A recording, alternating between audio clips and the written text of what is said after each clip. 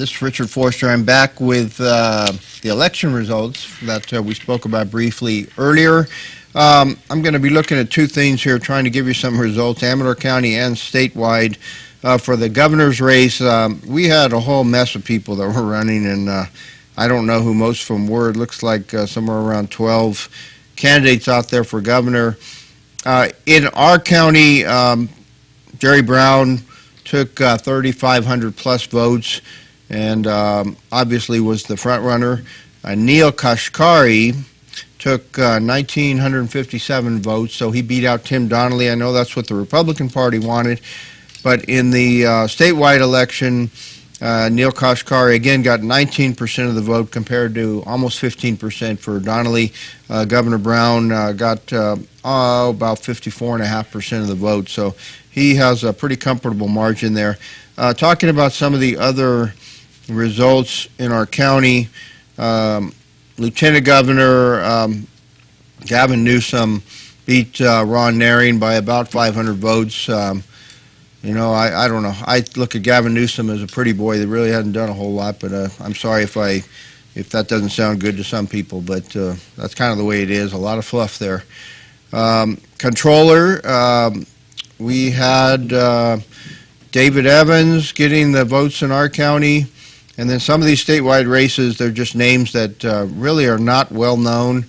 The Attorney General's office, Kamala Harris, did take the votes in our county, and there was no problem for her statewide. Easily, she got 53+% of the vote. And then we had our congressional race in our county. Tom McClintock got almost 57% of the vote. The closest front runner was Jeffrey Gerlach, which is kind of a surprise that he didn't do much campaigning up here, but Art Moore was the one that was campaigning hard. Tom McClintock hit him hard for not voting in the past. So it does hurt you. If you plan to run for office in the future, you better get out there and vote. In the Secretary of State's race, statewide, Alex Padilla and Pete Peterson will be in a runoff. Alex Padilla is a Democrat, I believe, that came out of the legislature. Other races in the county, I'm going to get to some of these that everyone wants to know what's going on. The State Senate, District 8, Amador County, re-elected Tom Berryhill with almost 63% of the vote. The State Assembly, District 5, Frank Bigelow did not have any opposition, so obviously if you can't get about 97% of the vote, which is what he got, then you're in trouble. Superintendent of Schools, Dick Glock, got 93.4% of the vote. With everything that's going on with the school district right now, I don't know if they would consider that a vote of confidence or what, but they still have issues with the school district and money issues and school closure issues, and it's not going away soon.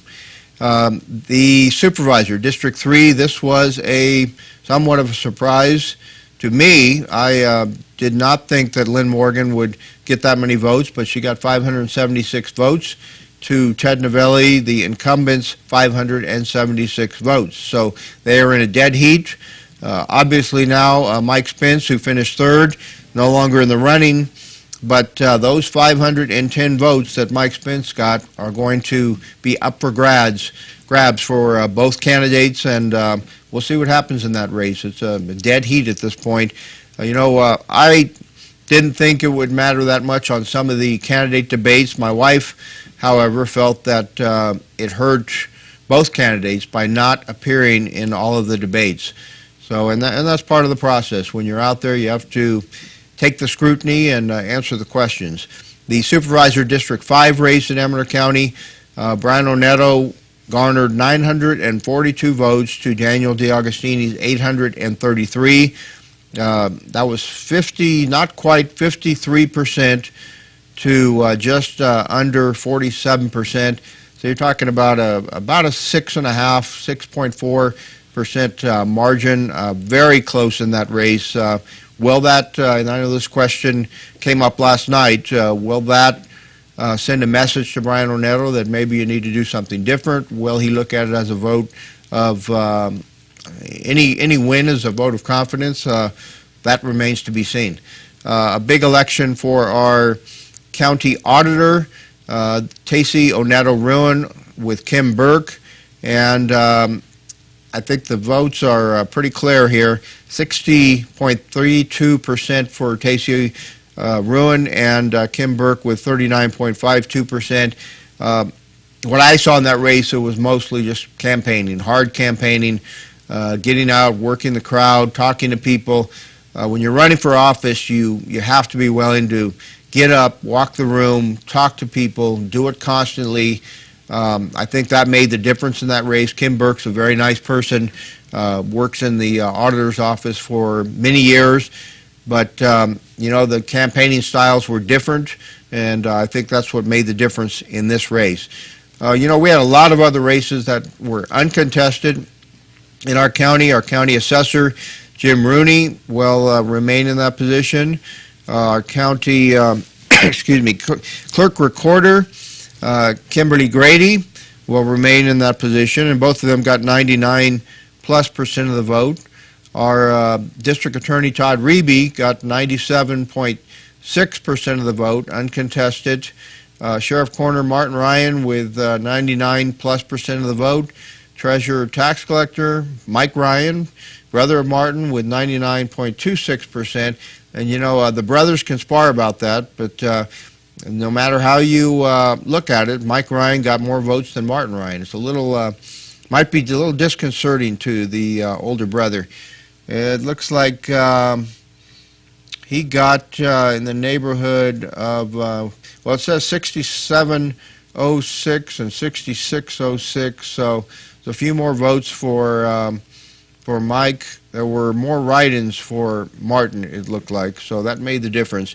Two I want to talk about quickly are Prop 41 and Prop 42. Prop 41 was an easy one, I think, in this state, in the nation, especially with what's going on with the veterans issues right now at the national level. But this is a veterans housing proposition. It would have bonds for veterans to go out and work with them to get housing.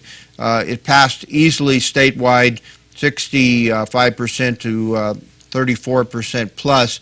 In Amador County, a little bit less, not quite 60% to 40%. So our county usually votes very strong for veterans. I don't know if that was the fiscal side of it people were looking at or what, but not quite as strong as the state.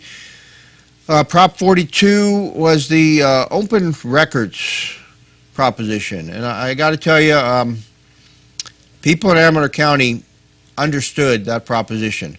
It was 45.58% yes, 54.42% no.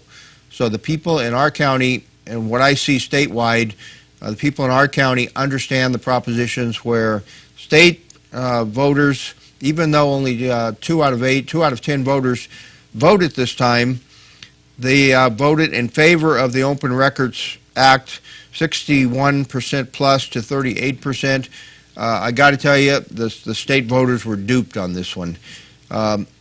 They structured this so that it looks like transparency in government, broadening the Brown Act. What it actually did on the other side was it took away all chance for states, for local government, county and cities to go after those mandates. When the state passed the law, they have to cover those mandates if there are more costs to the counties and cities. Now they don't have to do that. So they structured it in a way that they really duped the voters, and I'm sorry that people didn't see through that. Amador County sure did. But with that, that's our election results, and hope you're happy with it. We're going to, so one of those at least is going to the fall with Ted Novelli and his opponent and Lynn Morgan, and we'll see what happens. We're going to go to our next segment now, and we'll see you in just a minute.